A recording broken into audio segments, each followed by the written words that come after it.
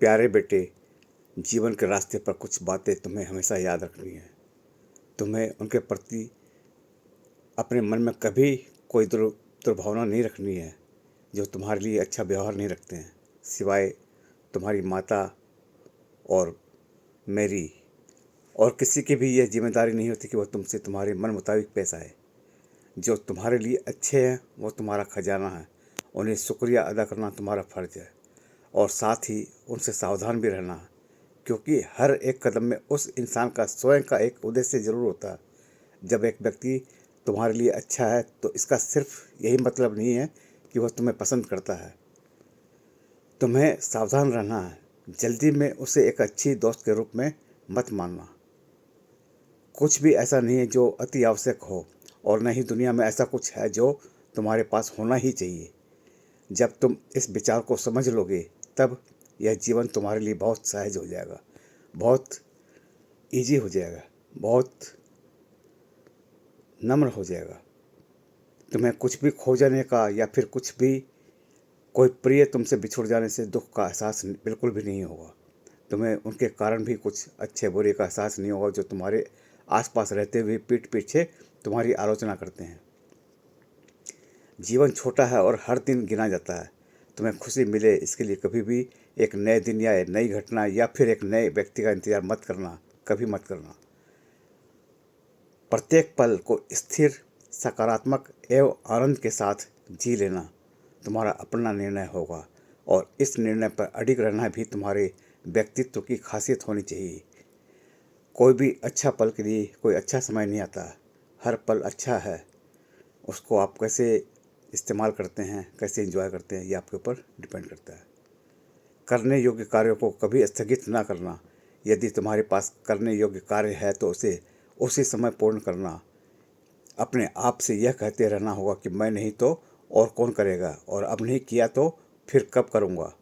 कार्य को पूर्ण करके रिलैक्स होने में बहुत आनंद का एहसास होता है, और जो काम पेंडिंग हो जाता है उसके लिए अपने आप में एक टेंशन सी खड़ी रहती है। इसलिए काम को टाइमली और पूरे करके निश्चित हो जाइए। प्यार एक क्षणिक भावना है जो समय के साथ क्षय होता है। साथ ही यह स्थिति जन्य दिमागी हालत पर भी निर्भर करता है। यदि तुम्हारा अति प्रिय साथी तुमसे छोड़कर चला जाए तो परिस्थिति को समझ समय पर छोड़ देना। समय सभी दुख और दर्दों की रामबाण औषधि है। प्रेम के सुंदर व अति मिठास भरे एहसास को दीवानगी तक नहीं आने देना। दीवानों की तो स्वयं प्रेम भी कदर करना छोड़ देता है।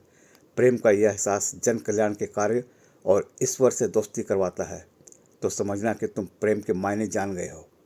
इस प्रेम में संलग्न तुम्हारा साथी और तुम इस दुनिया से कुछ कर देने के बाद भी साथ साथ रहोगे। बाकी लोगों के हृदय में, आने वाली पीढ़ियों के दिलों में तब हर जर्रा तुम्हारे प्रेम के सृजन से जीवित रहेगा, हमेशा जीवित रहेगा। बहुत से लोग पर्याप्त शिक्षा नहीं प्राप्त करते हैं, लेकिन इसका अर्थ यह नहीं कि उन सब में भी कोई भी कामयाबी इंसान नहीं बन सका। जितनी भी शिक्षा तुम प्राप्त करोगे वह सदा तुम्हारे साथ एक हथियार की तरह साथ रहेगी। एक व्यक्ति रंग से राजा तक पहुंचता है, उसे रंग से ही अपना सफ़र प्रारंभ होता है। रंग से बिल्कुल जीरो से हीरो बनना, ये प्रैक्टिकल होता ही है। कभी भी असफलताओं से निराश मत होना, थक कर बैठना मत, क्योंकि असफलताएं कभी कभी बहुत श्रेष्ठ पाठ पढ़ा जाती है जो एक सफलता शायद कभी भी नहीं सिखा पाती। कितनी भी किताबें पढ़ लें, कितने भी हम लोग टेक्निकल समझ लें, लेकिन फेलर, लाइफ में फेलर एक ऐसा समय होता है जो अच्छा पाठ पढ़ा देती है। जो सबक या पाठ तुम असफलता के द्वारा सीखोगे वह आसानी से तो कदापि न भुलाया जा सकेगा। अपनी गलतियों से सीखना भी है। उन गलतियों को कभी दोहराने मत देना। नई गलतियां करना ताकि नया पाठ सीखने को मिले। बार बार गलतियां करना, बार बार नया पाठ सीखने को मिले। जब मैं वृद्ध हो जाऊंगा तुमसे आर्थिक सहायता के लिए न तो कभी कहूँगा, न ही आशा रखूँगा, न कभी हाथ फैलाने के लायक रहूँगा। भगवान ना करे कि कभी मुझे हाथ फैलाना पड़े। तब तक तुम्हें आर्थिक सहारा देना मेरी जिम्मेदारी है, और इसे मैं आनंद के साथ पूरी करने की ईमानदार कोशिश करता रहूँगा। जब तक तुम बड़े होकर आर्थिक रूप से अपने पैरों पर खड़े नहीं हो जाओगे। ये मेरी जिम्मेदारी है। दुनिया में कोई भी चीज़ मुफ्त में नहीं मिलती। जो खाना तुमने पाया है, भले ही वह तुमने स्वयं पकाया है, स्वादिष्ट न लगे तो सोचना कि तुम्हारे स्वाद के स्तर तक का परिश्रम नहीं किया। भाग्य से स्वादिष्ट खाना पा जाने का इंतज़ार कभी मत करना, क्योंकि यह इंतज़ार कभी ख़त्म भी नहीं होता है। धारण करना उसे स्तर का परिश्रम करने का, जिसके पूर्ण करने पर तुम अपने मन के मुताबिक स्वादिष्ट खाना प्राप्त करने की उम्मीद रख सकोगे। इस प्रकृति में वैसा सब कुछ विद्यमान है जैसा तुम सोचते हो, पाना चाहते हो, लेकिन यह भी जरूरी याद रखना कि यह प्रकृति परिश्रम के रूप में जब यथार्थ कीमत वसूल लेती है, तब ही वह पसंदीदा वस्तु तुम्हें प्रदान करती है। कोई भी फर्क नहीं पड़ता कि मैं तुम्हारे साथ कितने समय तक रहता हूँ। जितने भी समय मैं तुम्हारे साथ रहूँ, वह तुम्हारी धरोहर है। उस धरोहर जिसे तुमसे कोई नहीं छीन सकेगा। जो भी तुम्हारे साथ थे, तुम्हारे आसपास है, उनका आभारी रहो। तुम उनके साथ रहकर जो पाते हो उसका सम्मान करना। कुछ भी अस्थायी नहीं है। मुझे और तुम्हारी माँ को तुम पर भरोसा है और तुम्हारी योग्यताओं पर विश्वास है। इसलिए हम दोनों तुम्हें प्यार करते हैं, बहुत सारा प्यार करते हैं। तुम्हारे हर कदम पर मुझे और तुम्हारी माँ को नाज रहता है, और तुम्हें सदा हमारा हमेशा सहयोग मिलता रहेगा। ईश्वर को तुम्हारे रूप में बेटा पाकर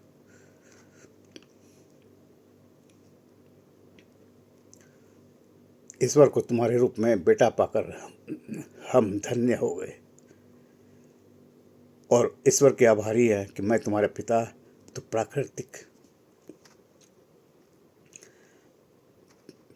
प्राकृतिक रूप से हूँ, लेकिन इंसानी रिश्तों के मुताबिक तुम्हारा एक सार्थक दोस्त भी हूँ।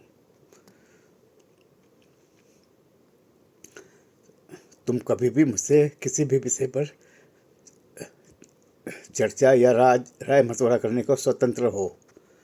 तुम्हारे हर सुख दुख उलझन समाधान मुझे वही एहसास देते हैं जैसा तुम्हें होता है।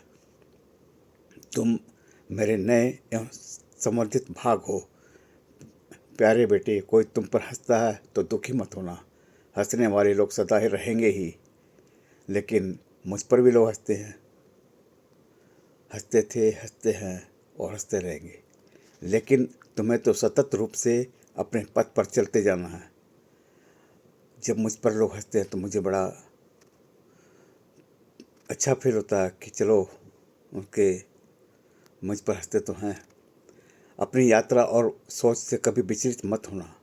माता पिता शिक्षक ये तुम्हारे खजाने हैं। अपने आप को श्रेष्ठ बनाने के लिए इनमें कितना भी लोग कभी ना नहीं होगी। इनमें कितना भी लोगे, कभी ज़िंदगी में कमी ना होगी। तुम्हारा पिता। तुम दिन दूनी रात चौगुनी तरक्की करो, ये दिली ख्वाहिश है।